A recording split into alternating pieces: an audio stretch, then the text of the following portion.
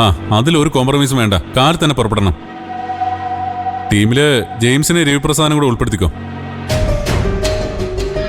ആ അതെ അതെ, ആ അങ്ങനെ ചെയ്താൽ മതി. ദേ അറിയാലോ മംഗലാപുരത്തിന്റെ സ്വഭാവം.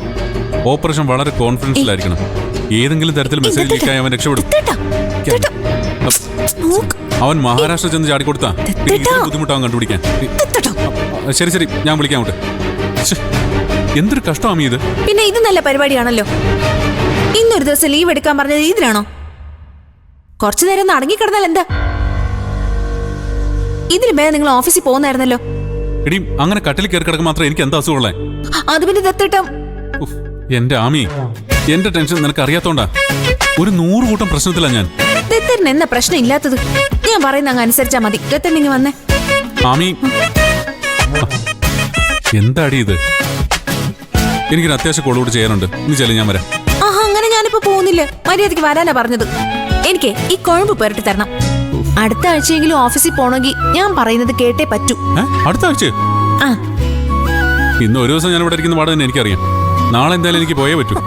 എന്റെ ദത്തേട്ടാ, ഞാൻ ദത്തറിന് വേണ്ടി ഈ പറയുന്നേ. ചേട്ടൻ ആരോഗ്യത്തോടെ ജീവിക്കുന്നത് എനിക്ക് എന്നും കാണണം. അതിന് എന്റെ ആരോഗ്യത്തിന് കുഴപ്പമൊന്നുമില്ലല്ലോ. എന്ന് ദത്തേട്ടൻ പറഞ്ഞാൽ മതിയോ? അതെനിക്കൂടെ തോന്നണ്ടേ? ഒരു ന്യായം പറഞ്ഞ് രക്ഷപ്പെടാന്ന് വിചാരിക്കണ്ട. ദത്തേട്ടൻ വന്നേ. ആമി, ഈ പെണ്ണിന്റെ ഒരു കാര്യം. എന്തെങ്കിലും പറ്റിയാലേ നഷ്ടം എനിക്കാ. ഡിപ്പാർട്ട്മെന്റിനെ 100 SP വേറെ കിട്ടും. എനിക്ക് ആകെ ഒരു ഭർത്താവേ ഉള്ളൂ. ഓ സമ്മതിച്ചു. നീ പറ, ഞാനിപ്പോ എന്താ വേണ്ടത്? വാ പറയാം. വാ വാ. മര്യാദയ്ക്കൊന്ന് ഇരുന്ന് തന്നാ മാത്രം മതി. ഞാൻ ഈ കുഴമ്പൊന്ന് പുരട്ടിക്കോട്ടെ. കൈ നീട്ടി. പതുക്കെ.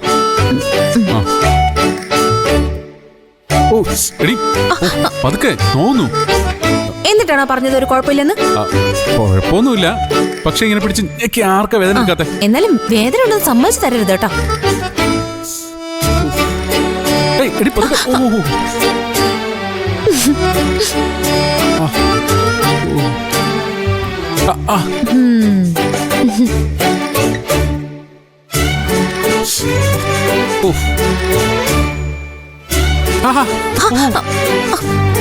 മെല്ലെ.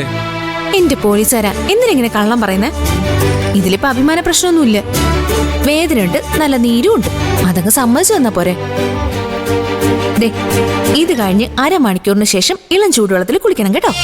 ഞാൻ കാലത്ത് കുളിച്ചതാ. എന്നുവെച്ച് ഈ കുഴമ്പ് വെച്ചോണ്ട് നടക്കാൻ പറ്റുമോ? നിന്നോട് ആര് പറഞ്ഞത്? പോട്ടെ, ഞാനിവിടെ മര്യാദയ്ക്ക് പണിയെടുത്തോണ്ടിരുന്നല്ലേ. ഓഹോ, ഇപ്പൊ ഞാനായോ കുറ്റക്കാരി? ദത്തറിന്റെ വേദന എന്റേതാണെന്ന് വിശ്വസിച്ചത ഞാൻ ചെയ്ത തെറ്റ്. കിട്ടണം, എനിക്കിത് തന്നെ കിട്ടണം. അയ്യോടി, അപ്പോഴേക്കും പിണങ്ങിയോ? ഞാനൊരു തമാശ പറഞ്ഞല്ലേ. എനിക്കങ്ങനെ തോന്നിയില്ല. ആ അതെന്റെ കുറ്റമല്ല. അല്ലെങ്കിലും ഈയിടെയായിട്ട് ദത്തറിന് എന്നോട് ഒരു സ്നേഹവും ഇല്ല. ഈ അനാവശ്യം നിന്നോട് ആരടി പറഞ്ഞേ? ഞാൻ തന്നെ പറഞ്ഞതാ. ആ അതെ, നിനക്ക് നല്ല തല്ലുള്ളതിന്റെ കുഴപ്പാ. ആ തല്ലെന്നാ പിന്നെ അതായിട്ട് ബാക്കി വെക്കണ്ട. ഇന്ന് ഇവിടെ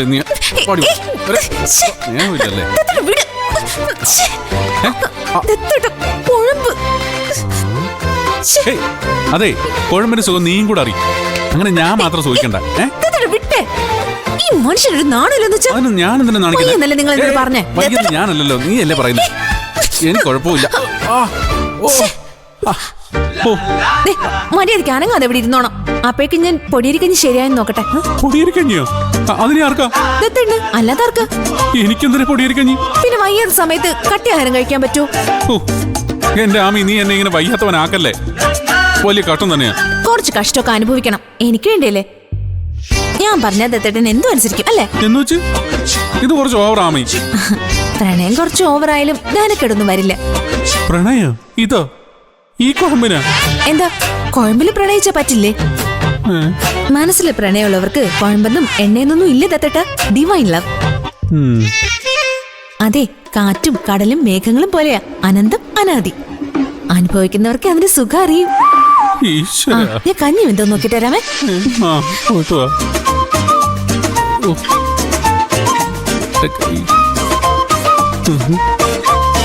ഇപ്പൊ ഒരോള് കുറച്ച് കഞ്ഞി എടുക്കട്ടെ എന്ന് ചോദിച്ചോണ്ട്